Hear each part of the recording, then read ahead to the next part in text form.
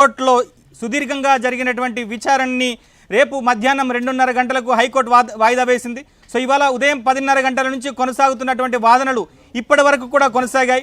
ఇటు పిటిషనర్ల తరపునటువంటి న్యాయవాదులు, అలానే ఇంప్లీడ్ అయినటువంటి పిటిషనర్ల తరపున న్యాయవాదులు, మరోవైపు ప్రభుత్వం తరపున న్యాయవాదులు, ఏజీ వీళ్ళంతా కూడా సుదీర్ఘంగా వాదనలు వినిపించారు.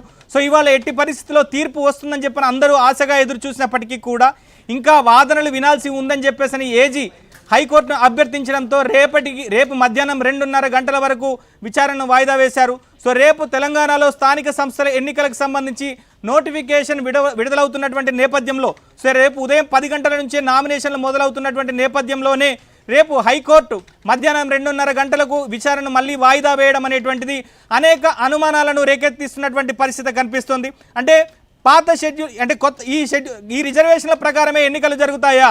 ఎందుకంటే రేపటి నుంచే నోటిఫికేషన్ మొదలవుతుంది కాబట్టి, రేపటి నుంచే నామినేషన్లు ఉదయం నుంచి మొదలవుతాయి కాబట్టి, రేపు మధ్యాహ్నం 2:30 గంటలకు విచారణ వాయిదా వేసింది కాబట్టి ఈ జీవోకు ప్రభుత్వం ఈ జీవోకు హైకోర్టు గ్రీన్ సిగ్నల్ చెప్పినట్లేనా అనేటువంటి వాదనలు అయితే వినిపిస్తున్నాయి. మరోవైపు ఇప్పటి వరకు ప్రభుత్వం తరపున సీనియర్ న్యాయవాది అభిషేక్ సింఘ్వి చేసినటువంటి వాదనలను హైకోర్టు సమర్థించిందా? సో దాని ప్రకారమే రేపు తీర్పు ఇవ్వబోతుందా అనేటువంటి చర్చ జరుగుతోంది. మరోవైపు కొద్దిసేపటి క్రితం చాలా సుదీర్ఘమైనటువంటి వాదనలు జరిగాయి.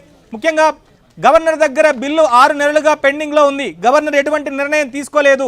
సో గవర్నర్ అనేటువంటి వ్యక్తి, అంటే దేశంలో గవర్నర్ల వ్యవస్థ అనేటువంటిది ఎంత దారుణంగా తయారైందనేటువంటి విషయాన్ని అభిషేక్ సింఘ్వి కోర్టు దృష్టికి తీసుకొచ్చారు. తమిళనాడు లాంటి రాష్ట్రంలో దాదాపుగా 5 నెలల పాటు బిల్లులను గవర్నర్ తొక్కిపారేశారనేటువంటి అంశాన్ని కూడా తీసుకొచ్చారు. ప్రజల ఆకాంక్షలని గవర్నర్లు తొక్కిపారేస్తున్నారనేటువంటి అంశాన్ని కూడా ఆయన కోర్టు దృష్టికి తీసుకొచ్చారు. దాదాపుగా 1.5 గంటల పాటు ప్రభుత్వం తరపున ఈ జీవోకి అనుకూలంగా ఆయన వాదనలు వినిపించారు.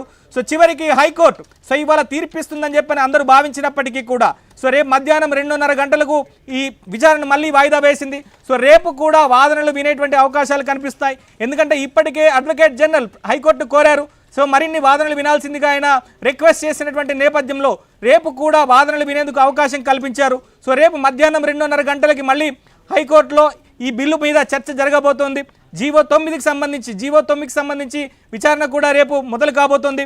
సో రేపు హైకోర్టు తీర్పిస్తుందా, లేదా మళ్ళీ విచారణ వాయిదా వేస్తుందా, రేపటితోనే క్లోజ్ చేస్తుందా, లేదా రేపటి నుంచి నోటిఫికేషన్ విడుదలవుతున్నటువంటి నేపథ్యంలో కొత్త రిజర్వేషన్ల ప్రకారమే ఈ తీర్పు వస్తుందా, దాని ప్రకారమే ఎన్నికలు షెడ్యూల్ ప్రకారమే జరుగుతాయా, లేదా హైకోర్టు ఎటువంటి నిర్ణయం తీసుకుంటుందన్న దాని మీద కూడా ఒకంత ఆసక్తి, ఉత్కంఠ అయితే కొనసాగుతోంది. సో హైకోర్టు దగ్గర మా ప్రతినిధి నరసింహరావు ఉన్నారు. సో నరసింహరావుతో మాట్లాడదాం. నరసింహరావు, సో ఇప్పటి వరకు కొద్దిసేపటి క్రితం హైకోర్టు చెప్పింది ఇక ఎవరి వాదనలు కూడా వినేది లేదు. దాదాపుగా చాలా మంది చాలా అంశాలు చెప్పారు.